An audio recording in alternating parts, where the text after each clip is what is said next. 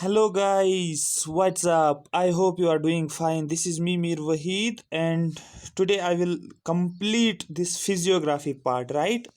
आज मैं physiography part जो है आपका कंप्लीट करूंगा. I am presenting this lecture series through triple S one of the best platform for free education having more than 1,23,000 subscribers. So I suggest you to subscribe the channel, share the channel and like the video first, right? Wait 1 second. So let us start without wasting time first, and also I want to congratulate those who have qualified JK Bank PO exam. ठीक है. तो अब जो हैं जिनका selection नहीं हुआ है वो दिल छोटा ना करे. आप क्या करो, ज़्यादा से ज़्यादा अब अच्छे तरीके से तैयारी करो. देखो कहाँ पर क्या लैक हुआ है, कहाँ पर प्रॉब्लम्स आ रही हैं, उनको रेक्टिफाई करके आपका एग्ज़ाम क्वालिफाई होगा. तीसरी बात यह कि चीज़ें आसानी से नहीं मिलती है. ये आप याद रखो, जो भी तैयारी करे वो फ्रेशर हो या जिसने 1-2 साल से तैयारी करोगे, आसानी से चीज़ें आपको नहीं मिलेगा. ये बात जहन में रखो. तैयारी करने में ही 1-2 साल वैसे ही निकल जाते हैं. 2 साल तो मिनिमम आप रखो. 2 साल तैयारी करोगे तब आपको कुछ जॉब मिल जाएगा, अदरवाइज डायरेक्टली जॉब नहीं मिल जाता है. कंपटीशन काफ़ी ज़्यादा हाई है. वही बच्चे निकालते हैं जिनका ऑलरेडी प्रेपरेशन चल रहा होता है 2-3 सालों से. तो आप खुद अंदाज़ा लगाओ किस तरीके से प्रेपरेशन करनी है. लेकिन इस बार मैंने आपको एक सही ढंग से प्रेपरेशन करवाई है. जितना भी मैंने आपको प्रोवाइड किया पिछले 2-3 महीनों से, मैंने एक फुल फ्लज तरीके से आपको जो भी पोर्शन किया है, लेकिन अच्छे तरीके से किया है. ठीक है. और इसी तरीके से तैयारी करनी पड़ती है. इसीलिए सिलेबस को कवर करने में 6 महीने लगते हैं अच्छे तरीके से, सो दैट फिर एग्ज़ाम भी क्वालिफाई होता है. ठीक है. तो आपको अंदाज़ा लग गया होगा पढ़ना किस तरीके से है. ठीक है. आप जुड़े रहो मेरे साथ, मैं अच्छे से तैयारी करवाऊंगा. आगे जितने भी एग्जाम्स होंगे उन सभी एग्जाम्स के लिए मैं आपको फुल फ्लेज्ड तैयारी करवाऊंगा. 5-6 महीने का सिलेबस पकड़ना होता है, फिर पढ़ना होता है, स्टेप बाय स्टेप सभी चीज़ें हो जाती है, फिर सभी क्वेश्चंस लग जाते हैं. ठीक है. चलो लेट स्टार्ट. ईस्टर्न घाट्स मैंने आपको बताया था. आज हम क्या पढ़ने वाले हैं. आज जो है हमारा जो रहेगा वो रहेगा हाँ, इंपॉर्टेंस ऑफ इंडियन प्लेन्स. यहाँ तक मैंने कल पढ़ाया था. तो आज हम यहाँ से आगे पढ़ेंगे. दूसरी बात, कल जो है पहला दिन है रमज़ान का. ठीक है. तो उसके लिए भी आप लोग सभी लोगों को जो है मुबारक हैं कि रमज़ान का पहला दिन है. ठीक है. सो आप सभी लोग जो है रोज़ा रखो और पढ़ाई भी किया करो, क्योंकि रोज़ में एक चीज़ होता है कि आपको टाइम पूरा बच जाता है. खाने पीने में टाइम वेस्ट नहीं होता है. जितना पढ़ सकते हो तो पढ़ लो. ठीक है. ये मत सोचो कि हमें भूख लगी है और कुछ. आपको सिर्फ माइंड बुक्स पे होना चाहिए, बाकी आप जो भी कर रहे हैं कर लो, लेकिन पढ़ाई पे ज़्यादा फोकस करो और अच्छे तरीके से ये 2 महीने लगा लो, इंशाल्लाह हो जाएगा. चलो हम स्टार्ट करते हैं. इंपॉर्टेंस की बात करेंगे. Importance of Indian plains. जैसे मैंने आपको हिमालय के बारे में बताया, उसकी इंपॉर्टेंस मैंने बताया था. ठीक है. The Indian plains are the basis for the survival of vast population in India because these provide various crops to feed the large population. ये बता रहा है इंपॉर्टेंस इंडियन प्लेन्स की. बोला जाता है कि जो इंडियन प्लेन्स जो है ये यहाँ पर क्या करते हैं, लार्ज पॉपुलेशन सर्वाइव करते हैं. जब लार्ज पॉपुलेशन सर्वाइव करते हैं, क्वेश्चन है कि लार्ज पॉपुलेशन यहाँ पर क्यों रहती है. लार्ज पॉपुलेशन इसलिए है क्योंकि यहाँ पर जो है एलोवियल डिपॉजिट्स हैं, जो मैंने आपको कल बताया था, जो कि fertile part of the land माना जाता है, जहाँ पर एग्रीकल्चरल प्रोडक्शन, क्रॉप प्रोडक्शन हम कर सकते हैं. इसलिए पॉपुलेशन जो है वो हिल्स पे नहीं रहते. वो कहाँ पर रहते हैं, वैलीज में रहते हैं, प्लेन्स में रहते हैं. क्यों रहते हैं, क्योंकि वहाँ पर उनको पता होता है यहाँ पर फर्टाइल लैंड जो है देखने को मिलता है, जो कि नॉर्दर्न प्लेन्स में, इंडियन प्लेन्स में देखने को मिला, और वहाँ पर पॉपुलेशन ज़्यादा है. Next, the fertile alluvial plains help in growing crops to feed the population as well as animals. These plains are also base for the agro-based industries. तो यहाँ पर कौन सी इंडस्ट्रीज बनाई जाती है, एग्रो-बेस्ड इंडस्ट्रीज होती है, जो कि क्या बोला जाता है उनको, एग्रो-बेस्ड इंडस्ट्रीज. आ रही बात समझ. तो यहाँ पर इंडस्ट्रीज भी देखने को मिल रहे हैं. They provide raw material for this industries. और ये जो है प्लेन एरियाज क्या करते हैं, ये प्लेन एरियाज में क्या होता है, मैंने बोला यहाँ पर क्या निकलता है, यहाँ पर एग्रीकल्चर प्रोडक्शन हम करते हैं. फॉर एग्जांपल राइस की बात करें, वीट की बात करें, या शुगर केन की बात करें. ठीक है. अब यहाँ पर कोई इंडस्ट्री है, ठीक है, जो कि शुगर बना लेता है, ठीक है, जिसको शुगर केन की जरूरत है, तो शुगर केन उसके लिए क्या बनेगा, रॉ मटेरियल. तो दैट मीन्स इस एग्रो बेस्ड इंडस्ट्री के लिए, एग्रीकल्चरल बेस्ड इंडस्ट्री जिसको बोला जाता है, इसको रॉ मटेरियल की जरूरत है. तो ये कहाँ पर, ये तो हिल्स पे नहीं होगा, या ये तो साउथ इंडिया में तो नहीं होगी, ये उसी जगह पर होगा जहाँ पर इसको रॉ मटेरियल नज़दीक अवेलेबल होगा, जहाँ पर सपोज ये हमारे पास इंडस्ट्री है और ये हमारे पास क्या है, ये हमारे पास फील्ड है, जहाँ पर वो एरिया है जहाँ पर हमें क्या मिल रहा है, एग्रीकल्चर, जहाँ पर हमें रॉ मटेरियल मिलता है, ठीक है, एलोवियल प्लेन्स है, और यहाँ पर जो है हिल है। तो ये इंडस्ट्री जो होती है ये लोकेटेड होगी किसके साइड, ये किसकी तरफ लोकेट होगी, ये इंडस्ट्री जो लोकेट होगी ये क्लोज टू द प्रोडक्शन, ये close to the production site होगी, जहाँ पर एग्रीकल्चर की प्रोडक्शन होती है उसकी नज़दीक इंडस्ट्री होगी, क्योंकि रॉ मटेरियल फिर हम इजीली यहाँ पर ला सकते हैं और यहाँ पर प्रोडक्ट्स बना सकते हैं, ना कि इस इंडस्ट्री को मार्केट बेस्ड रखा जाएगा मार्केट के नज़दीक, क्योंकि मार्केट के नज़दीक रहेगा तो कोई फायदा नहीं है। ये एक्चुअली जो टॉपिक है उसको बोला जाता है location of industries, what are the factors that are responsible for the location of industries, ऐसे क्वेश्चंस पूछे जाते हैं। ठीक है, चलो हम आगे चलते हैं। नेक्स्ट इसी का, because of sedimentary geological structure these plains have large deposits of fossil fuels. Road and railway transport can develop in this region relatively with ease due to little or no slope gradient. अब आप बोलोगे sir यहाँ पर तो हम northern plains की importance के बारे में पढ़ रहे, लेकिन यहाँ पर रोड्स के बारे में क्यों पढ़ रहे? देखो ध्यान से, अगर मैं ये कौन सा प्लेन बनाया, मैंने बनाया नॉर्दर्न प्लेन, ये बात ठीक है, प्लेन एरियाज, तो यहाँ पर क्या हो रहा है, यहाँ पर क्रॉप प्रोडक्शन हो रही है और एग्रीकल्चर प्रोडक्शन हो रहा है, और इसी रीजन में क्या है, इसी रीजन में क्या है, इंडस्ट्रीज और फैक्ट्रीज है, ठीक है, एग्रो बेस्ड इंडस्ट्रीज है।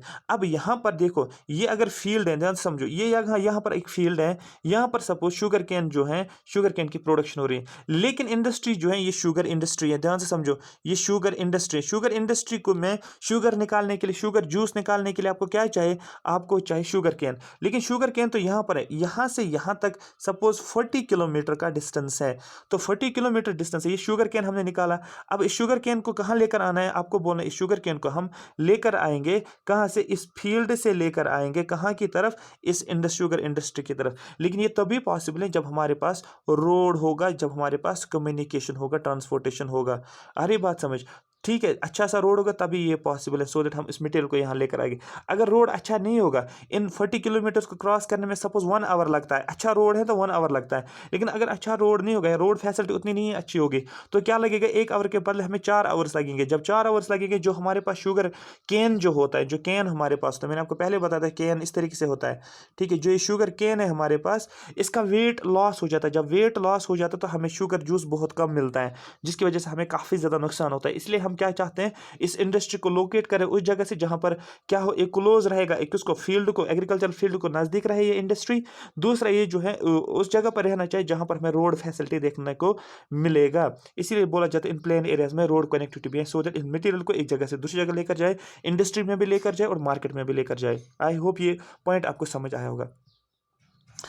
दूसरा हमारे पास पंजाब प्लेन्स की बात करेंगे यहाँ पर। अब हम कहाँ पर आ जाएंगे, Punjab plains. The Punjab Haryana plain is drained by 5 rivers. Punjab Haryana plain जो है इसमें कितने रिवर्स फ्लो होते हैं, आपको बोलना है 5 रिवर्स, ठीक है, and the intervening area between the rivers is known as doab. याद समझो दोआब, मतलब समझो, देखो ये एक रिवर है, सपोज ये एक रिवर, ये फ्लो हो रहा है, ध्यान से समझो, ये रिवर ए है जो फ्लो कर रहा है, आप समझ आ रही है बात। अब देखो ये दूसरा रिवर जो है जो फ्लो कर रहा है इस तरीके से, ये रिवर बी है, ध्यान समझो। अब ये देखो ये क्या होगा, बीच में ये वाला पोर्शन क्या होगा, ये वाला पोर्शन लैंड होगा ना। अगर ये रिवर एक फ्लो हो रहा है, ये यहाँ से फ्लो हो रहा है, ये इस तरीके से फ्लो हो रहा है, ये यहाँ से फ्लो आ रहा है, पीछे कहाँ से आ रहे हैं, ये इस साइड से आ रहा है और इस साइड से आ रहा है, लेकिन बीच में ये अलग अलग जा रहा है, ये एक अलग रिवर है, ये एक अलग रिवर है, बीच वाला जो ये पूरा लैंड है, ये पूरा लैंड है, ड्राई पार्ट है, और इस पोर्शन को जो बोला जाता है इसी को दो आब बोला जाता है। दो रिवर्स के बीच में जो गैप होती है उसको दो आब का नाम बोला जाता है, इसका याद रखना, ठीक है। इसी को बोला जाता है Punjab Haryana plain is drained by. Question अगर आएगा पंजाब हरियाणा प्लेन में कितने रिवर्स फ्लो होते हैं, आपको बोलना है उस प्लेन को कितने रिवर्स के थ्रू पानी मिलता है, आपको बोलना है 5 reverse and the intervening area, और दो रिवर्स के बीच में जो इंटरवीनिंग एरिया जो होता है, ये एक रिवर है, ये दूसरा रिवर है, और ये बीच वाला एरिया जो इसको बोला जाता है दो आब बोला जाता है। आई होप ये बात आपको समझ आई होगी। From south to north, south से नॉर्थ तक हम दो आब को देखते हैं। दो आब का मतलब समझो यहाँ पर ध्यान से देखो, मैं क्या करूँगा, मैंने यहाँ पर एक लाइन बना ली इस तरीके से, एक रिवर हो गया, मैं दूसरा रिवर बना लूँगा, ध्यान समझो, ये दूसरा रिवर मैंने बना लिया ऐसे, मैं तीसरा रिवर बना लेता हूँ इस फॉर्मेट में, ध्यान से समझो, मैं चौथा रिवर बनाता हूँ इस फॉर्मेट में, मैं पांचवा रिवर बनाता हूँ, लेट मी डू, ठीक है, पांचवा रिवर मैं बनाता हूँ, लेकिन पांचवा मैं यहाँ पर बनाता हूँ सपोज, अरे बात समझ। अब ध्यान से समझो, जो ये रिवर है, जो पहला ये समझो, पहला ये सेकंड हो गया, ये थर्ड हो गया, ये फोर हो गया, ये 5 रिवर। मैंने क्या बनाया, मैंने 5 रिवर्स बना लिया। ये कहाँ पर फ्लो करते हैं, पंजाब हरियाणा के थ्रू फ्लो होते हैं। अब क्वेश्चन है यहाँ पर, अब ये एरिया जो है, कौन सा वाला एरिया, ये वाला एरिया जो है, ये वाला एरिया जिसको मैंने शेड किया है, ये हो गया एक एरिया। इसको समझो, ये कॉन्सेप्ट है, इसको ऐसे याद नहीं रखना है, रटा नहीं करना है इसको। ये हो गया दूसरा एरिया, ठीक है, ये लैंड है ना, 2 रिवर्स के बीच में जो गैप है, ये हो गया तीसरा, ठीक, ये हो गया चौथा। हाँ, अब देखो कितने रिवर्स हैं, 5 रिवर्स है। आप देख सकते हो, ये हो गया एक रिवर जो फ्लो हो रहा है, ये दूसरा रिवर हो गया, इस तरीके से फ्लो करे, तीसरा रिवर है इस तरीके से फ्लो करे, चौथा रिवर है इस तरीके से फ्लो करे, 5 रिवर से। 5 रिवर्स में कितने दोआब आएंगे, 4 दोआब आएंगे। एक दोआब जो है, ये इस रिवर, देखो इस रिवर के बीच में ये रिवर, और देखो यहाँ पर क्या हो रहा है, ये रिवर ये ऐसे था ना, ठीक है, ये रिवर था, इसके साइड जो है ये एक पार्ट हो गया, ये एक रिवर था, ये इसका लैंड हो गया। ये रिवर फ्लो हो रहा है, ये वाला पार्ट लैंड है, ये वाला रिवर है, ये वाला पार्ट लैंड है। ये रिवर फ्लो हो रहा है, ये वाला पार्ट लैंड है, ये रिवर फ्लो हो रहा है, ये वाला पार्ट है। इनको बोला जाता है दोआब। अब क्वेश्चन है यहाँ पर, किस किस के बीच में क्या है, समझो ध्यान से। मैं लिखूंगा अब मैंने क्या लिखा, मैंने एक लाइन फिर से ड्रॉ की। मैं लिखूंगा इसको, ये बी मैंने लिखा, उसके बाद मैंने एस लिखा, उसके बाद मैंने आर लिखा, उसके बाद मैं लिख रहा हूँ सी, उसके बाद मैं लिख रहा हूँ जे, और उसके बाद आई। इसका मतलब कितने रिवर्स फ्लो होते हैं आपको पता है, 5 रिवर्स। कौन कौन सा, बीज आप बोल सकते हैं या ब्यास बोल सकते हैं आप। एस का मतलब सतलुज, आर का मतलब रावी, सी का मतलब चिनाब, जे का मतलब जहलिम, और आई का मतलब इंडस। आपको यह ऑर्डर में याद रखना है। अब क्वेश्चन है, कौन सा दो आब किसके थ्रू फ्लो होता है, मतलब जो दो आब किस किस किस रिवर के बीच में, आपको बोलना है।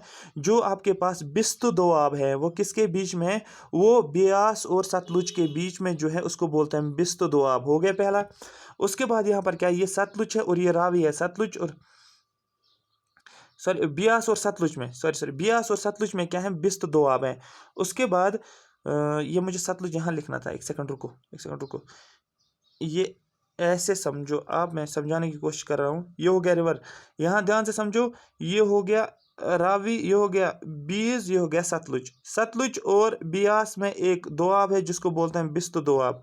आगे आ जाओ, एक और रिवर में बना रहा हूँ यहाँ पर जिसका नाम है रावी। रावी और बीज में क्या है, बारी दोब है। उसके बाद एक और आगे आ जाओ, रावी, ये है ना रावी, रावी और उसके बाद क्या है, चिनाब। रावी और चिनाब के बीच में क्या आपको बोलना है, रचना Doab.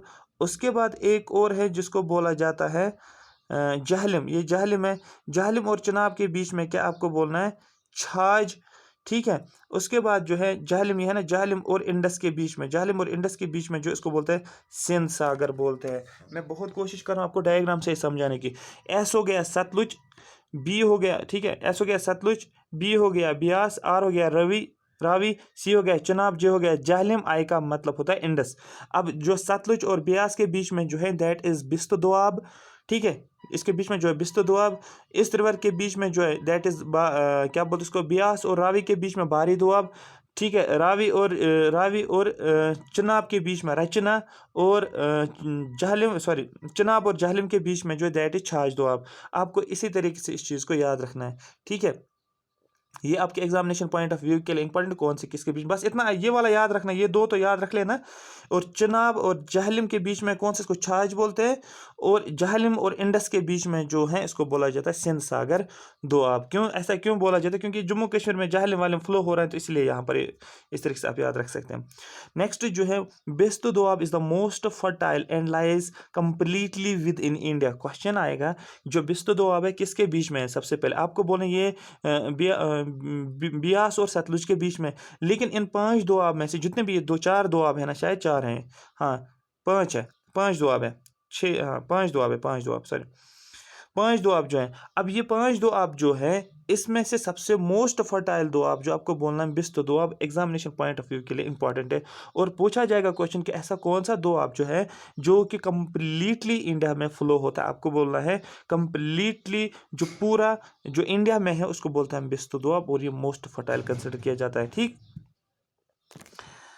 Next, the mass alluvium brought by 5 rivers of the Punjab plains have broken by the river courses, which have carved for themselves broad flood plains of Khadar flanked by the wafs locally known as Dayas. इसको याद नहीं रखने की जरूरत है क्योंकि exam में नहीं पूछा गया, बस इतना आपको इसको छोड़ो, ठीक है। The northern part of the Punjab-Haryana plain adjoining the Shivalik hills has witnessed intensive erosion leading to gully formation of network. देखो पंजाब हरियाणा प्लेन जो है, पंजाब ये पंजाब प्लेन है, ये पंजाब प्लेन है और ये हरियाणा प्लेन है। पंजाब और हरियाणा प्लेन में क्या होता है, जो कि गलीज बन जाते। देखो जब रिवर फ्लो होता है ना, कुछ पहले इस तरीके से था, ठीक है, अब क्या होने लगा, अब रिवर फ्लो कर रहा है, इरोजन देखने को मिला। इरोजन का मतलब ये होता है कि अब यहाँ पर ऐसे बना, ये फिर से होने लगा, फिर से ये डीप होने लगा। इसका मतलब गलीज देखने को मिल रही, और उन्हीं गलीज, उन्हीं स्ट्रीम्स को बोला जाता है, उनको बोला जाता है कियास। याद रखो CHAOS, कियास किसको बोला जाता है, आपको बोलना है।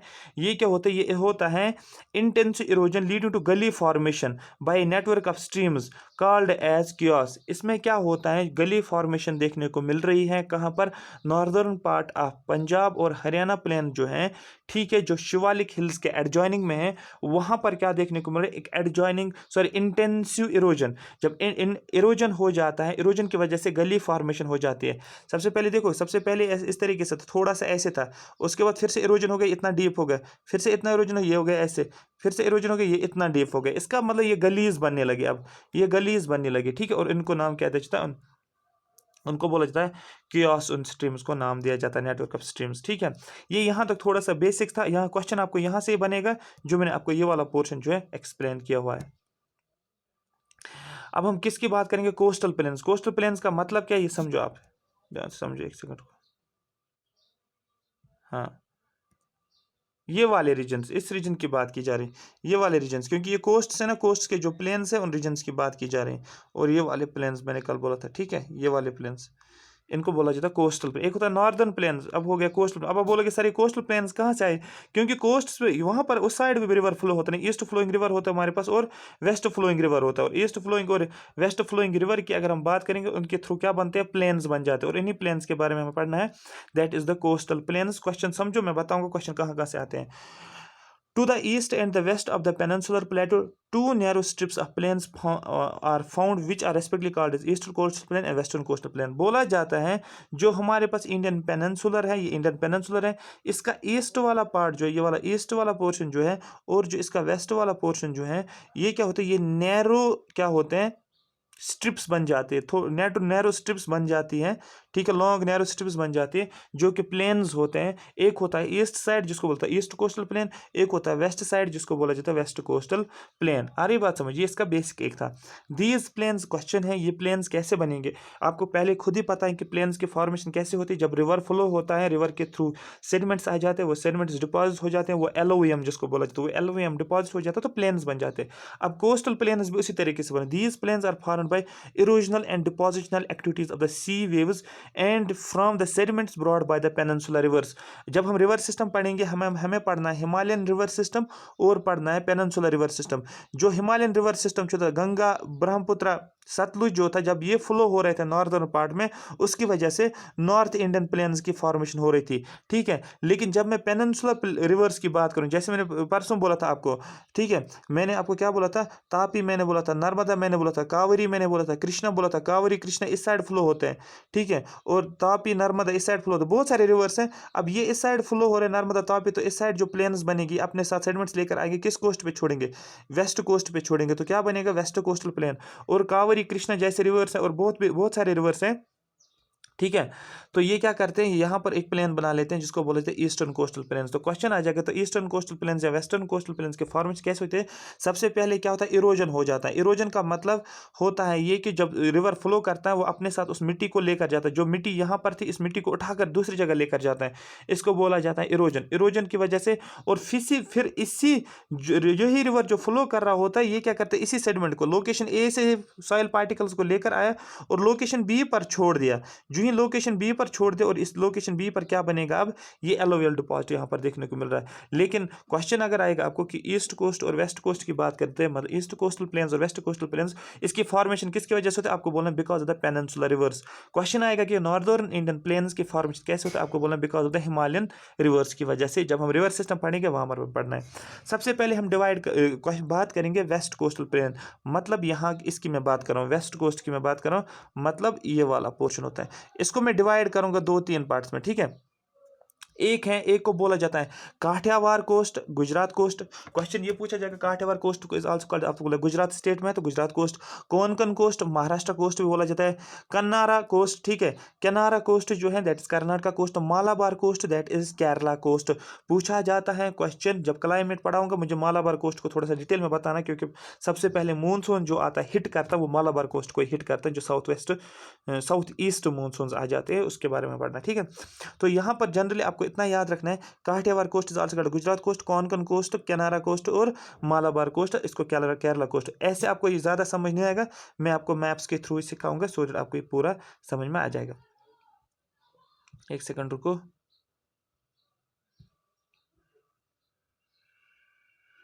ये देखो ये आप देख सकते हैं टाइप्स ऑफ इंडियन कोस्ट। देखो मैंने अच्छे से मैप आपको लाया, मैंने क्या बोला, मैं वेस्ट कोस्ट की बात करूँ, मतलब इस कोस्ट की बात करूंगा। और ईस्ट कोस्ट कौन सा हो गया, ईस्ट कोस्ट ये हो गया। अभी मैंने किसकी बात की पिछली स्लाइड में, वो वेस्ट कोस्ट था।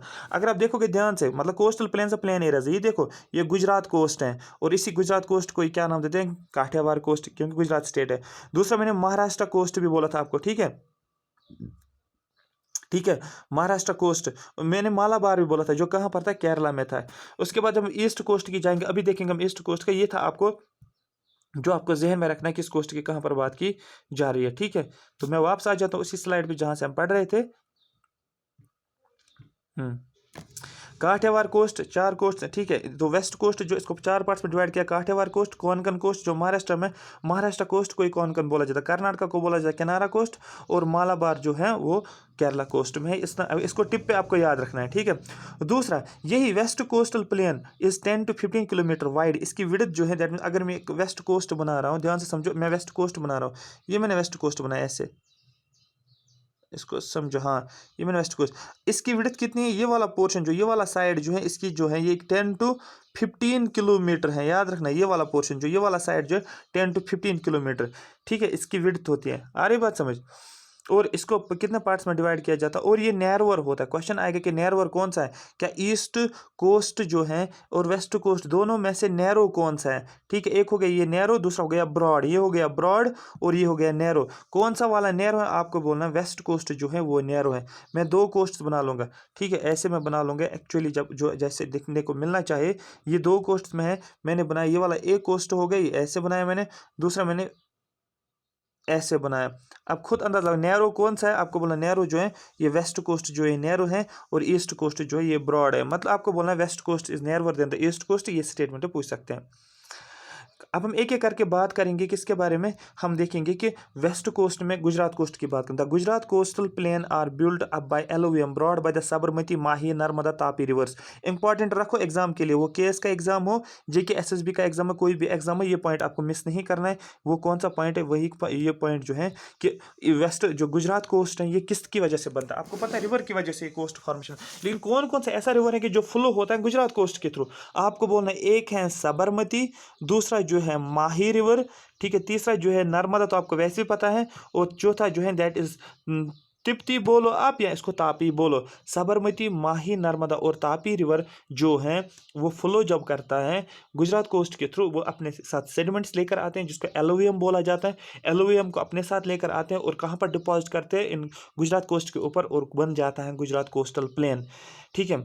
Reverse all of which form the large estuaries. Estuaries मैंने आपको बताया था, यहाँ पर बोलने की जरूरत नहीं है, ठीक है। जब रिवर क्या आता है, रिवर फ्लो करता है और फिर अपना पानी किस में डालता है, सी के अंदर। जिस लोकेशन पे वो सी के अंदर पानी डाल देता है, जिस लोकेशन उसको बोलते हैं एस्चुरी, बस इतना आपको याद रखना है। मालाबार कोस्ट, नीचे आ जाओ, Malabar coast. Malabar coast contains lakes, lagoons, back waters locally called as kayals, याद रखना कायल्स। कायल्स मतलब क्या होता है, ये होता है ये बैक वाटर्स, ये होते हैं लेक्स लगून्स और बैक वाटर्स, इनको बोला जाता है कायल्स। का नाम याद रखने की जरूरत नहीं है, बस इतना याद रखो कौन सा कोस्ट ऐसा है, वेस्ट कोस्ट का ऐसा कौन सा पार्ट है जहां पर हमें लेक्स देखने को मिल रहा है, ठीक है। हमें लगून देखने को मिल रहा है और बैक वाटर्स देखने को, आपको बोला है मालाबार कोस्ट में ये चीज़ देखने को मिलेगा। वेम्बनाड लेक इंपॉर्टेंट है, एग्जाम में पूछा जाता है। ये इकोलॉजी इन्वायरमेंट परस्पेक्टिव के हिसाब से भी है, ज्योग्राफी परस्पेक्टिव के हिसाब से भी आपके लिए इंपॉर्टेंट है, करंट अफेयर के हिसाब से भी इंपॉर्टेंट है। वेम्बनाड लेक का, जैसे मैंने कल बोला था आपको कि क्या बोलते उसको यार, एक लेक मैंने बोला था जो कि उड़ीसा में, चिल्का लेक। चिल्का लेक पे क्वेश्चन आया था, किसी स्टूडेंट ने सेंड भी किया था मुझे, मैंने ग्रुप में भी सेंड किया था वो, ठीक है। उस वो क्वेश्चन पूछा गया था कि चिल्का लेक कहाँ पर है, आपको बोलना है उड़ीसा में। इसी तरीके से वेम्बनाड लेक, वेम्बनाड लेक कहाँ पर, आपको बोलना है केरला में। और यहाँ पर क्या होता है, बैक वाटर्स देखने को मिल रहा है, back water back water lakes देखने को मिल रहा है। उसके बाद हम ईस्ट कोस्ट की तरफ आ जाएगा, मतलब मैं अब इसकी बात करूंगा, ठीक। वेस्ट कोस्ट आपने देखा, east coast, the east coast is mainly emergent type, याद रखना emergent type, that is its outline is regular and is characterised by of shore bars, sea breach, sea ridges and lagoons. ये इसकी characteristics हैं किसकी, east coast की, ये आपको याद रखना है।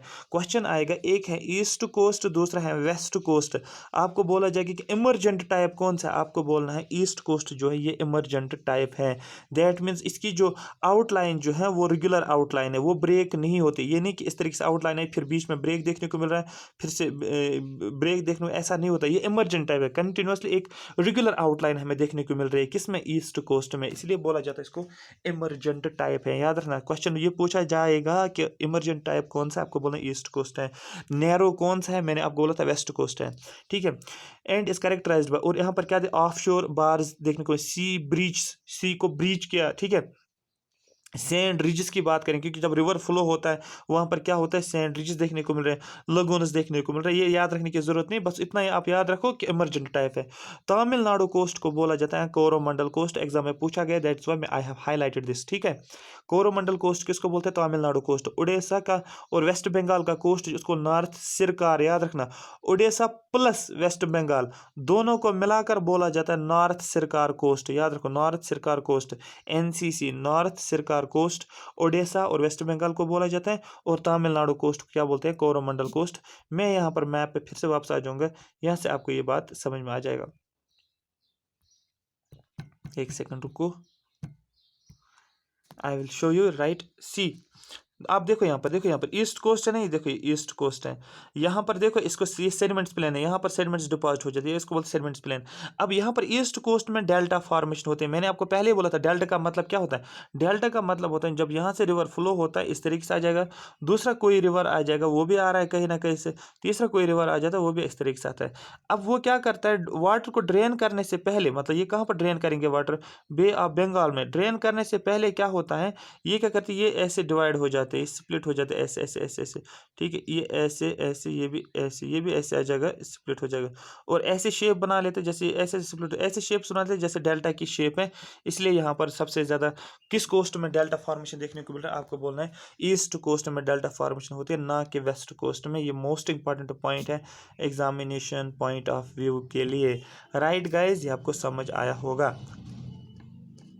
हाँ, अब क्वेश्चन है यहाँ पर, जो ये ईस्ट कोस्ट, आप थोड़ा सा कॉमन सेंस लगा लो। अब जो ये ईस्ट कोस्ट है, यहाँ पर जो रिवर्स फ्लो होंगे, क्या वो वेस्ट फ्लोइंग रिवर्स फ्लो होंगे या ईस्ट फ्लोइंग रिवर्स जो है फ्लो हो जाएंगे, ठीक है। ईस्ट फ्लोइंग होगा या west flowing rivers, definitely east coast की बात करें तो यहाँ पर जो ये बनेंगे, जो भी यहाँ पर डेल्टाज बनेंगे, जो भी यहाँ पर ये प्लेन्स बनेंगे, ये किन की वजह से बनेंगे, ईस्ट फ्लोइंग रिवर्स की वजह से, जो कहाँ से आ जाएंगे, वेस्ट से ईस्ट की तरफ जा रहे होंगे, ठीक। उनको बोलते हैं ईस्ट फ्लोइंग रिवर। याद रखना, रिवर का हम नाम देते हैं किस तरीके से, जिस डायरेक्शन से आता है और जिस डायरेक्शन में जाता है। फॉर एग्जाम्पल रिवर निकलता है वेस्ट से, वेस्ट साइड से ईस्ट की तरफ आता है, ईस्ट की तरफ आता है, जिस डायरेक्शन में जाता है उसी डायरेक्शन में इसको नाम दिया जाता है, इसलिए इसको ईस्ट फ्लोइंग रिवर नाम बोला जाता है।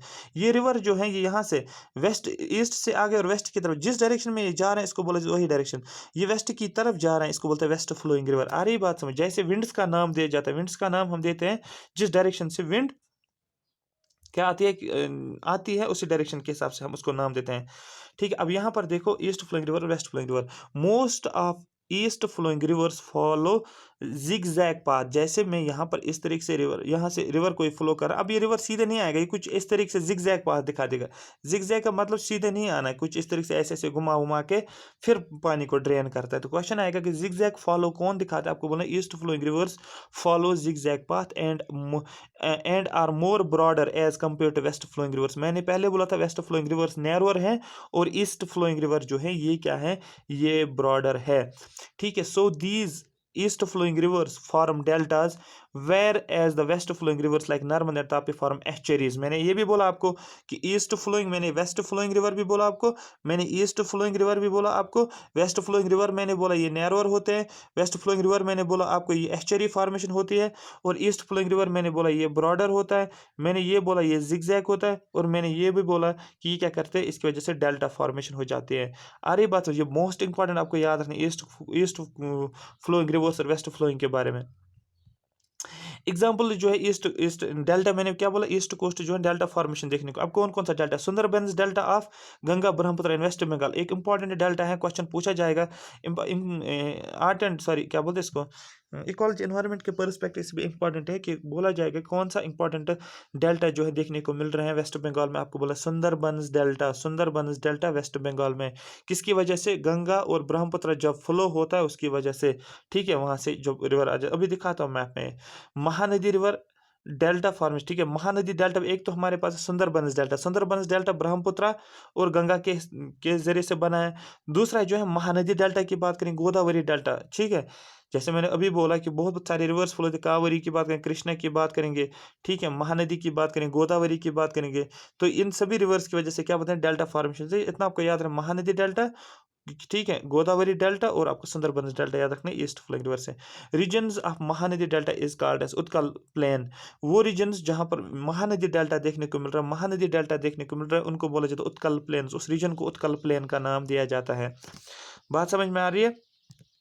ठीक है, यही डिफरेंस यहाँ पर है। अगर आप देखोगे यहाँ पर क्वेश्चन यहाँ से पूछ सकते हैं कि सबसे इंपॉर्टेंट जो है वो यहाँ पर डिफरेंस से क्वेश्चन पूछ सकते हैं ईस्ट और वेस्ट कोस्ट से। ईस्ट कोस्ट मैंने बोला इसकी स्मूथ आउटलाइन होती है, वेस्ट कोस्ट जो है डेसिकेटेड आउटलाइन है, सॉरी डाइसेक्टेड आउटलाइन है, याद रखना डाइसेक्टेड आउटलाइन है। दूसरा occurrence of deltas east coast में, अभी मैंने बोला था ईस्ट कोस्ट में जब मैंने ऐसी बात की डेल्टा फॉर्मेशन थी ईस्ट कोस्ट में। ठीक है, रेगुलर आउटलाइन का भी मैंने बोला, स्मूथ आउटलाइन जिसको बोला जाता है। ठीक है, और यहाँ पर occurrence of estuaries, west coast में एस्चुरीज बनती है। ईस्ट कोस्ट की बात करेंगे रेनफॉल कम होता है, लेकिन वेस्ट कोस्ट की बात करेंगे तो रेनफॉल से। देखो यहाँ पर जब आप बात करेंगे, यहाँ पर आप देखो ये वेस्ट कोस्ट है और यहाँ पर जो है मालाबार कोस्ट है। जब साउथ ईस्ट मानसून आ जाता है इस तरीके से, साउथ से ईस्ट की तरफ विंड जाती है, साउथ ईस्ट मानसून जब आ जाता है तो यहाँ पर ईस्ट कोस्ट में काफ़ी ज़्यादा बारिश होती है, क्लाउड बर्स्ट भी देखने को काफ़ी ज़्यादा बारिश होती है, क्योंकि हिट सबसे पहले यही होता है जब साउथ ईस्ट मानसून आ जाते हैं, जून जुलाई में जो मानसून स्टार्ट हो जाते हैं मई से, ये समझो कि 1 मई से जो स्टार्ट होता है। तो ज़्यादा जो है वेस्ट कोस्ट में क्या देखने को मिला, मोर रेनफॉल। यहाँ पर जो होते हैं ईस्ट कोस्ट, मैंने अभी बोला ईस्ट कोस्ट क्या था, ये ब्रॉडर होता है, और वेस्ट कोस्ट क्या था, यहाँ पर ये नैरोअर होता है, ये भी मैंने आपको बोला। लॉन्ग रिवर्स ईस्ट कोस्ट में क्या होता है, ये कौन सा था, हाँ, ईस्ट कोस्ट में लॉन्ग रिवर्स फ्लो होते हैं, और वेस्ट कोस्ट में क्या होते हैं, स्मॉल रिवर्स देखने को मिल रहे हैं। अरे बात समझ, नेक्स्ट चलते हैं, that is the islands of India. I hope ये लेक्चर आपको समझ आ रहा है, कहाँ कहाँ से क्वेश्चंस बन सकते हैं, एक एक पॉइंट आपका याद रखना, आप बिल्कुल स्किप नहीं कर सकते, कहीं से भी पूछ सकते हैं, और क्वेश्चंस को प्रैक्टिस करते जो आपका काम हो जाएगा। कल जो मैं है, कल मैं पॉलिटिकल डिवीजन का थोड़ा सा पार्ट जो उसका इंपॉर्टेंट है वो लेकर आऊँगा, और हम रिवर सिस्टम स्टार्ट करेंगे, 3-4 दिन में रिवर सिस्टम भी करेंगे, 2 इंपॉर्टेंट पार्ट्स इसमें कंप्लीट हो जाएंगे। ठीक है, The islands of India. India के islands. India has nearly 247 islands, most of which are located in two groups. अब ये याद नहीं रखना इंडिया के पास एग्जैक्ट कितने आइलैंड्स है, ये याद नहीं रखना, बस इतना याद रखना आइलैंड ग्रुप्स को 2 पार्ट्स में डिवाइड किया गया। एक तो अंडमान एंड निकोबार आइलैंड, दूसरा है लक्षद्वीप आइलैंड। ये भी आपको पता है अंडमान एंड निकोबार कहाँ पर है, वो बे ऑफ बंगाल वाले साइड में है, और लक्षद्वीप आइलैंड कहाँ पर है, वो अरेबियन सी के साइड में, ये भी आपको पता है। हम किसकी बात करेंगे, हम अंडमान एंड निकोबार आइलैंड की बात करेंगे, ये हम जानेंगे। अंडमान एंड निकोबार आइलैंड, पहले मैं मैप आपको दिखा लूँ सो दैट आपको अच्छे से समझ में आ जाए।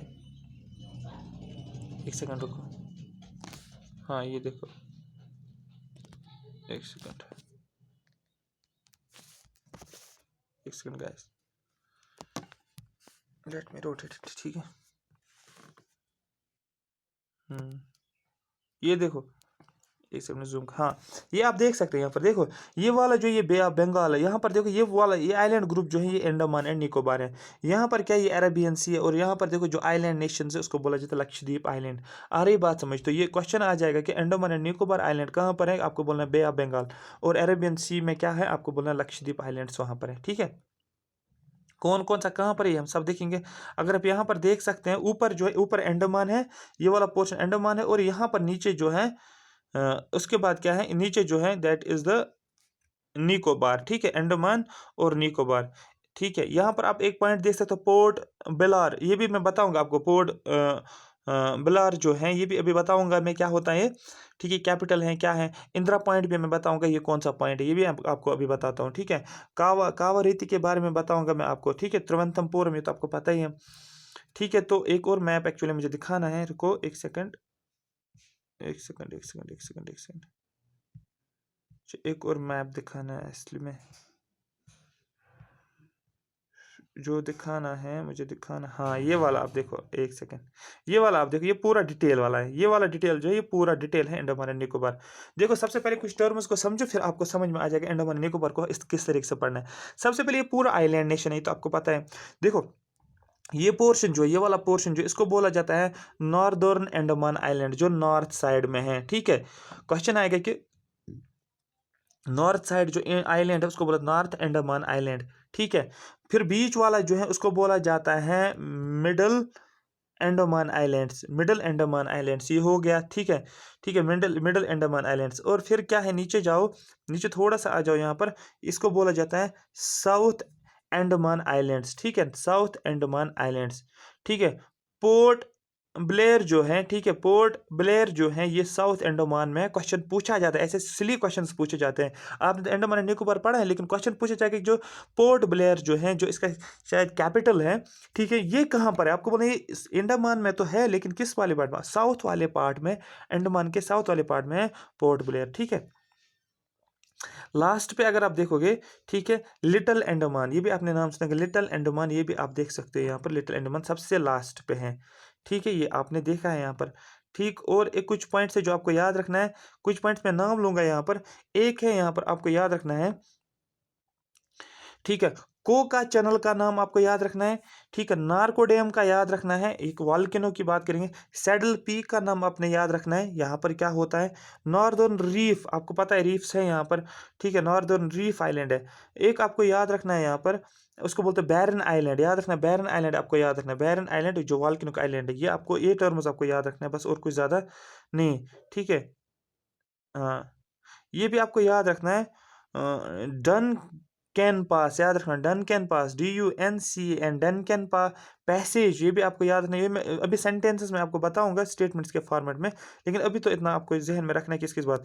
10 डिग्री चैनल की हम बात करेंगे, ये पूछा जाता है ये कहाँ पर फ्लो होता है, 10 डिग्री चैनल क्या होता है। ये एक्चुअली एक लैटिट्यूड होता है 10 डिग्री का।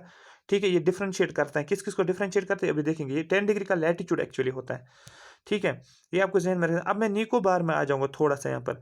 ठीक है, तो 10 डिग्री याद रखना, 10 डिग्री चैनल जो है ये डिफरेंशिएट करता है अंडमान को किसके साथ, निकोबार के साथ। दैट मींस ये एक लाइन है, देखो ये मैंने एक लाइन है, यहाँ पर मैंने अंडमान लिखा, यहाँ पर मैंने निकोबार लिखा, बीच वाले जो चैनल होते हैं वो आपको 10 डिग्री रखना, इसको बोलते हैं 10 डिग्री चैनल, बस इतना याद रखना आपको। जब मैं निकोबार की बात करूंगा, मैं कार निकोबार आइलैंड्स आपको याद रखना है, एक हो गया ये। और दूसरा जो है आपको याद रखना है पंचल चैनल की, आपको याद रखना है। ठीक है, एक और जो है little Nicobar island, great Nicobar island, ये भी आपको याद रखना है। और आपको क्या याद रखना है, और साउदर्न मोस्ट पॉइंट जो है, इंडिया का साउदर्न मोस्ट पॉइंट जो है लैंड का, वो कन्याकुमारी है। लेकिन जब हम पूरे इंडिया की बात करेंगे, मतलब जो इसका वाटर वाला पार्ट भी कंसिडर करेंगे, तो उसके हिसाब से considering the ocean of India, ठीक है, इंडिया का ओशन भी कंसिडर करेंगे, मतलब जो आइलैंड्स इंडिया की बात करेंगे, तो साउदर्न मोस्ट पॉइंट जो है उसको बोला जाता है इंदिरा पॉइंट। ये सभी पॉइंट्स आपको जहन में होने चाहिए, सभी के सभी पॉइंट्स। ठीक है, यहाँ पर मैं बात करूँ लक्षद्वीप आइलैंड की बात करूँ, यहाँ पर आप देख सकते हो लक्षद्वीप आइलैंड में आपको सिर्फ एक ही पॉइंट याद रखना है। एक तो आपको याद रखना है मालाबार कोस्ट, ये तो आपको पता ही है। दूसरा आपको याद रखना है कावारेती, कावारेती आपको याद रखना है, और कुछ भी याद नहीं रखना है। और आपको पता है यहाँ पर 9 डिग्री चैनल जो है ये भी आपको याद रखना है। दूसरा 8 डिग्री चैनल भी मैं अभी बताऊँगा आपको, मैनिकॉय आइलैंड्स के बारे में बताऊँगा आपको, ये तो आपको पता ही है। ठीक है, और मैंने आइलैंड एक ये भी बोला था कोरल रीफ भी है यहाँ पर, इस पे शायद मेंशन नहीं है, लेकिन वो भी आपको याद रखना है। जहाँ से आपके क्वेश्चंस बनेंगे इस फॉर्मेट में से मैंने आपको बता दिया। अब देखो मैं एक-एक करके इसको समझाऊँगा भी आपको, टेंशन लेने की ज़रूरत नहीं है। क्योंकि जब पढ़ रहे हैं तो अच्छे से पढ़ेंगे, कोई फिर हमें डर भी रहना नहीं चाहिए। हुँ। हाँ, अब यहाँ देखो, सबसे पहला जो मैंने आपको बताया वही लिखा है इसमें, इसमें कुछ है ही नहीं जो आपको याद नहीं रहेगा। अंडमान एंड निकोबार, सबसे पहले Andaman and Nicobar island located in bay of Bengal, इसमें बोलने की ज़रूरत ही नहीं, आपको पता है।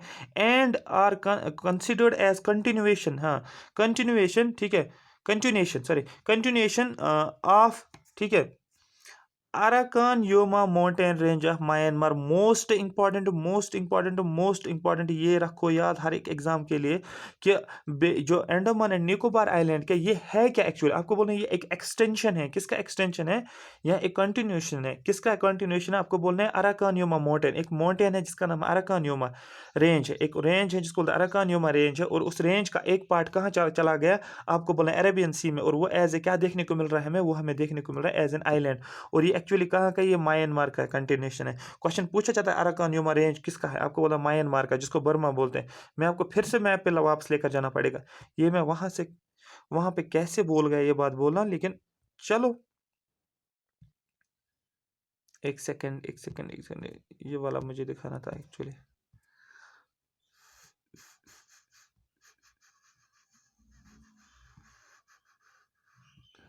कहाँ गया भाई, हाँ ये देखो ये वाला, ठीक है। यहाँ पर देखो, यहाँ पर जो है, ये जो यहाँ पर एक रेंज है जिसको बोल अराकान रेंज, और ये रेंज यहाँ पर है, कहाँ पर, ये म्यांमार का रेंज है, ठीक है। और इसी के पार्ट जो है कहाँ पर है, आप यहाँ पर देख सकते हैं, एक सेकंड, एक सेकंड रुको, हाँ ये वाला। और यही जो है ये एक्चुअली किसका कंटिन्यूएशन है, आपको बोलना है अराकान योमा का कंटिन्यूएशन है, जिसको बोला जाता है अंडमान एंड निकोबार। आ रही बात समझ, ये आपको मैप को जितना विजुलाइज करोगे उतना आपको याद रखा, आपको याद करने की जरूरत नहीं है, विजुलाइजेशन की जरूरत है, क्वेश्चंस अपने आप वहां पर बन जाते हैं, ठीक है। इसका नाम क्या, अराकान योमा, याद रखना। There are nearly 203 islands of Andaman group, याद रखने की जरूरत नहीं है कितने आइलैंड्स हैं, ठीक है, ये जरूरी नहीं है कितने आइलैंड्स है एक अंडमान, बस इतना आपको याद रखना, जो मोटा मोटा जो है, मोटा मोटा ये है। इसमें अंडमान एंड निकोबार में सबसे पहले लोकेशन इसकी बे ऑफ बंगाल में, दूसरा पॉइंट ये किसका कंटिन्यूएशन, आपको बोला अराकान योमा ऑफ म्यांमार, ठीक है। तीसरा आपको याद रखना 10 डिग्री चैनल, क्या है 10 degree channel separates Andaman from Nicobar, ये मैंने मैप पे भी दिखाया आपको। इसका मतलब ये एक्चुअली लैटिट्यूड होता है 10 डिग्री का लैटिट्यूड, इस 10 डिग्री लैटिट्यूड से ऊपर जाएंगे तो अंडमान देखने को मिलेगा, नीचे आएंगे तो निकोबार देखने को मिलेगा, दैट्स इट। और इसको वायर जिसके थ्रू क्या होता है, देखो जिसके थ्रू ये अंडमान है ना ऊपर, ये निकोबार है नीचे, ठीक है। अब यहाँ पर क्या होता है, एक पैसेज होती है, एक पास होता है जिसको बोलता है DUNCAN, डन कैन पैसेज, मैंने आपको बोला पहले ही, अंडमान और निकोबार के थ्रू पास, तो और इसी के थ्रू क्या होता है, आपको बोलना है 10 डिग्री चैनल भी जो होती है पास होती है, ये आपको याद रखना है। ये पूछा गया 10 डिग्री चैनल के बारे में पूछा गया, और ये डन कैन पैसेज के बारे में बोला गया, सॉरी, यहाँ पर याद रखो, हाँ ये हो गया।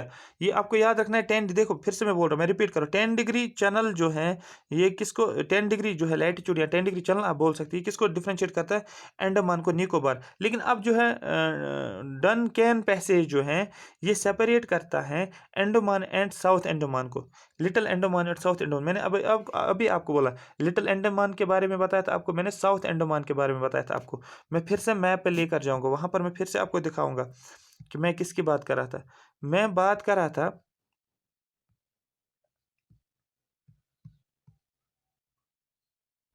हम्म, आप देख सकते हैं यहाँ पर, देखो ये यहाँ पर है लिटिल अंडमान, ये देखो लिटिल अंडमान, और मैंने क्या बोला था, साउथ अंडमान, ये देखो साउथ अंडमान है, डनकन पैसेज मैंने शायद, हाँ ये देखो, ये है ना, ये कौन सा पार्ट है, ये लिटिल अंडमान है, ये वाला पार्ट, ये वाला पार्ट जो ये लिटिल अंडमान हो गया। और ऊपर देखो, ऊपर कौन सा, ऊपर जो है साउथ अंडमान, मतलब ये वाला पार्ट, ये वाला पार्ट और ये वाला, इसके बीच में क्या है आपको बोल, इसके बीच में ये जो है डनकन पैसेज है। आप फिर से देखो, ये डनकन पैसेज है यहाँ पर, ठीक है, डनकैन पैसेज है, ये लिटिल अंडमान हो गया, और ये हो गया साउथ अंडमान। इसका मतलब साउथ अंडमान ऊपर है, लिटिल अंडमान नीचे है, और बीच में जो पैसेज है इसको बोलता है डनकन पैसेज, याद रखना, डनकैन पैसेज, डनकैन पैसेज, डनकैन पैसेज। मैं फिर से रिपीट कर रहा हूँ, हो गया ये आपको समझ आया होगा। क्या था, ये हो गया कहाँ, ये भी हो गया। उसके बाद मैं आगे जा रहा हूँ, ठीक है। कैपिटल जो है इन इसका अंडमान एंड निकोबार का कैपिटल जो है दैट इज पोर्ट ब्लेयर। याद रखो PORT BLAIR। पोर्ट ब्लेयर जो है ये साउथ अंडमान है, साउथ अंडमान में है, साउथ अंडमान में है। कौन सा? इंडिया का कैपिटल जिसको बोलते हैं, सॉरी, इसका अंडमान एंड निकोबार का कैपिटल जो है that is the port Blair. ये कहाँ पर है? साउथ अंडमान में है। क्वेश्चन पूछा गया है, क्वेश्चन देख लेना, आज टिक कर लेना उसको। फिर मिडल अंडमान की बात करेंगे। Middle Andaman is the largest area wise जो है, क्योंकि मैंने सभी बोला आपको, मैंने बोला आपको, ठीक है, मैंने बोला आपको south Andaman, little Andaman, middle Andaman, north Andaman की मैंने बात की। इसमें से सबसे लार्जेस्ट जो एरिया किसका ज़्यादा है? आपको बोलना है एरिया ज़्यादा है, दैट इज मिडिल अंडमान का एरिया ज़्यादा है, ठीक है। Oceanic island of the India. Question आगे कि सबसे बड़ा आइलैंड जो है इंडिया का कौन सा है? आपको बोलना है मिडल अंडमान जो है बड़ा है। उसके बाद सैडल पीक में मैंने अभी बोला, saddle peak it is the highest peak of Andaman and Nicobar, याद रखना है। क्वेश्चन है लोकेशन कहाँ पर? आपको बोला नॉर्थ वाले अंडमान में। नेक्स्ट आ जाएगा इंदिरा पॉइंट। मैंने अभी बोला इंदिरा पॉइंट क्या है, इसको बोलते हैं, ये क्वेश्चन पूछा गया ये वाला, पैगमेलन पॉइंट किसको बोला जाता है? क्वेश्चन ये पूछा जाता है पैगमेलन पॉइंट, आपको बोला यही इंदिरा पॉइंट है। Is the southern most point of Indian territory. Indian territory का साउदर्न मोस्ट, ये तो इंडिया हो गया पूरा, लेकिन इंडिया का ये आइलैंड्स भी है ना इंडिया के पार्ट, तो लास्ट वाला जो पॉइंट है, ठीक है, किसका? इंडिया का, उसको बोला जाता है, ये वाला पॉइंट जो मैंने बनाया इसको बोला जाता है, ये होता है इंदिरा पॉइंट। इसको भी आप याद रख सकते हो। लोकेशन है कहाँ पर है? आपको बोलना है 6.5 डिग्री नॉर्थ। स्टिल ये इक्वेटर से ऊपर है, इसका मतलब इक्वेटर इंडिया के थ्रू पास नहीं होता है, ठीक है ना। तो लास्ट वाला पॉइंट जो, जैसे मैंने लैंड का बोला था, मैंने क्या बोला था? 8 डिग्री 4 मिनट, लेकिन आइलैंड कहाँ पर है? आइलैंड तो इससे नीचे ही होगा ना। तो लास्ट वाला आइलैंड जो है पोर्ट, सॉरी क्या बोलते हैं, बैरन आइलैंड कहाँ पर है? आपको बोलना ये है कहाँ पर? 6 डिग्री हाफ मिनट पे है, दैट मीन्स ये इससे थोड़ा नीचे ही है। अरे बात समझ। उसके बाद हम नेक्स्ट एक आइलैंड है that is the Lakshadweep island. ये कोरल आइलैंड है। दो क्वेश्चन आ जाएगा, हमारे पास दो आइलैंड्स हैं, अंडमान एंड निकोबार आइलैंड और लक्षद्वीप आइलैंड। इसमें से कोरल आइलैंड कौन सा? आपको बोला लक्षद्वीप आइलैंड, मैंने आपको इसमें पढ़ाया था इकोलॉजी एनवायरनमेंट में। Located in Arabian sea and Kavaratti is capital, याद रखना। इसका कैपिटल जो है दैट इज कावारीती, ये याद रखना है। But it is only a group of 25 small islands. ये स्मॉल आइलैंड्स का ग्रुप है। In Lakshadweep most of the, Lakshadweep में क्या है? Most of the islands are horse shoe shaped, याद रखना, हॉर्स शू शेप्ड। और यहाँ पर कोरल डिपॉजिट देखने को मिला, लेकिन कौन से वाले कोरल्स? मैंने टाइप्स ऑफ कोरल्स भी आपको पढ़ाया था। यहाँ पर कौन से होते हैं? यहाँ पर एटॉल्स होते हैं। 3 टाइप्स ऑफ कोरल्स मैंने आपको बताया है। अगर आप रिवाइज करो आपको पता होगा मैंने कौन कौन सा टाइप बोला था। उसमें से एक जो था एटॉल था, ठीक है। मैंने आपको एटॉल्स भी ऐसे ऐसे बोला था, ठीक है, जो सर्कुलर थे, इस तरीके से बनाया था मैंने एटॉल्स। और यहाँ पर जो कोरल्स तो देखने को मिल रहा है, लेकिन कौन से कोरल्स? आपको बोलना है एटॉल्स यहाँ पर हैं, जो कि कोरल डिपॉजिट्स हैं। और ये आइलैंड जो हैं लक्षद्वीप में जितने आइलैंड्स हैं, इनका शेप जो है जैसा हॉर्स का शू होता है उसी शेप का है, ठीक है। इसमें से एक पॉइंट जो है एग्जामिनेशन पॉइंट ऑफ व्यू में से कौन सा आएगा? The island north of 11 degree, ठीक है, north of 11 degree are known as Amini Divi island, याद रखना, Amini Divi island. While those south of this latitude are called as Cannanore island. देखो एक आपके पास 11 डिग्री नॉर्थ है, इसके नॉर्थ में एक आइलैंड है जिसको बोला जाता है, ऊपर लिखूंगा मैं, अमन दीवी आइलैंड। और इसके साउथ में, साउथ लैटिट्यूड में एक आइलैंड है जिसको बोलता है कैनोर आइलैंड। याद रखो, अगर रख सकते, अगर नहीं कोई ज़रूरत भी नहीं है, लेकिन ये याद रखना है, ये वाला पॉइंट जो है वो है Andrott island is the largest island of Lakshadweep. जैसे मैंने अभी बोला था middle island area wise, middle Andaman area wise ज़्यादा था, इसी तरीके से यहाँ पर जो एंड्रॉट आइलैंड जो है ये लार्जेस्ट आइलैंड है लक्षद्वीप आइलैंड का, ठीक है। Whereas Minicoy is the second largest and the southern most island of this group. जैसे मैंने बोला, जैसे मैं बोला रहा हूँ, यहाँ पर बहुत सारे आइलैंड्स मैंने निकोबार के बनाए, इसके बनाए, लक्षद्वीप के। और जो लास्ट वाला जो इसको बोला जाता है ये मैनिकॉय है, जो कि साउदर्न मोस्ट आइलैंड ग्रुप है, किसका? लक्षद्वीप आइलैंड का। आई होप ये बात आपको यहाँ पर समझ आई होगी, ठीक है। आगे चलते हैं। Minicoy is separated from the rest of the Lakshadweep by 9 degree. देखो ये मैंने लक्षद्वीप आइलैंड बना, ये लक्षद्वीप है, यहाँ पर ये पूरा लक्षद्वीप है। और यहाँ पर मैंने एक आइलैंड बनाया जिसको बोलता हूँ मैनिकॉय आइलैंड। ये लक्षद्वीप है आइलैंड, ठीक है, ये लक्षद्वीप है और ये मैनिकॉय है, ठीक है। लक्षद्वीप आइलैंड नहीं, आपको याद रखना, सिर्फ लक्षद्वीप में बात कर रहा हूँ, और मैं कर रहा हूँ इसकी क्या बोलते हैं उसको, मैनिकॉय की बात कर रहा हूँ। लक्षद्वीप और मैनिकॉय के बीच में एक चैनल पास होती है जिसको बोला जाता है 9 डिग्री चैनल, याद रखना। 10 डिग्री चैनल तो आपको पता है अंडमान एंड निकोबार, लेकिन 9 डिग्री लक्षद्वीप और मैनिकॉय के बीच में, बस इतना आपको याद रखना एग्जाम के लिए। Whereas Lakshadweep group separate from Maldives by 8 degree, ठीक है। ये लक्षद्वीप ग्रुप ऑफ आइलैंड्स है और ये मालदीव्स है, ठीक है, इसके बीच में एक चैनल पास होता है, आपको बोलना है 8 डिग्री। मैंने 3 चैनल्स का नाम बोला। मैंने बोला 10 डिग्री, मैंने बोला 8 डिग्री, मैंने बोला 9 डिग्री, मैंने बोला 8 डिग्री। बस ये आपको रफ पे इसी तरीके से लिखना है जैसे मैं लिख रहा हूँ। ये करता है अंडमान एंड निकोबार को सेपरेट। 9 डिग्री क्या करता है, ये मैनिकॉय को लक्षद्वीप आइलैंड से सेपरेट करता है। ठीक है, मैनिकॉय को लक्षद्वीप से सेपरेट करता है। उसके बाद मैंने 8 डिग्री बोला। 8 डिग्री क्या करता है, ये लक्षद्वीप को किसके साथ, मालदीव्स के साथ स्टार्ट करता है। AN 10 AN याद रखना है, 9 ml याद रखना है, 8 9 मिलीलीटर। ठीक है, मिलीलीटर भी याद रख सकते हो, मिलीलीटर। ठीक है, AN आफ्टरनून याद रख, 10 आफ्टरनून के बाद 9 मिलीलीटर का पानी, और 8 ये क्या है, LM 8 LM 8, इसका अपोज कर लेना फिर। ठीक है, ये हो गया, ये आपका जो है एग्जामिनेशन पॉइंट ऑफ व्यू के लिए इंपॉर्टेंट है। नेक्स्ट जो है, presently Lakshadweep islands are highly affected by coral bleaching due to global warming. मैंने आपको बोला कोरल ब्लीचिंग किसको बोला जाता है, जब क्लाइमेट चेंज हो जाता है, जो वहाँ पर पॉलिप्स होते हैं, एल्गी होते हैं, उसकी डेथ हो जाती है, जिसकी वजह से पूरा कोरल जो था रीफ वाइट देखने को मिल रहा है, उसको बोला जाता है कोरल ब्लीचिंग। ये कहाँ पर है, ये आपको लक्षद्वीप में देखने को मिला। क्वेश्चन आएगा कि कोरल ब्लीचिंग लक्षद्वीप आइलैंड में, अंडमान निकोबार आइलैंड, आपको डेफिनेटली बोला सिर्फ सीधे लक्षद्वीप आइलैंड, क्योंकि कोरल तो लक्षद्वीप आइलैंड्स में है, वहाँ पर तो है ही नहीं। आई होप यहाँ तक ये बात आपको समझ आएगा। अगर यहाँ तक आपको समझ आया है तो ज़्यादा से ज़्यादा शेयर करो, ज़्यादा से ज़्यादा लाइक करो। ठीक है, और कमेंट सेक्शन में मेंशन करो आपका ये सेशन कैसा लगा। ये हो गया आपका कंप्लीट। यहाँ पर ये एक पॉइंट है, सी पॉइंट मैंने लिखा है यहाँ पर, ये आप खुद पढ़ लेना। अदर इंपॉर्टेंट आइलैंड जो है, पुम्बान आइलैंड जो है, ये गल्फ ऑफ मन्नार और इंडिया में लोकेट है। और ये कुछ इंपॉर्टेंट पॉइंट्स है जो आपको याद रखना, अगर रख सकते हो।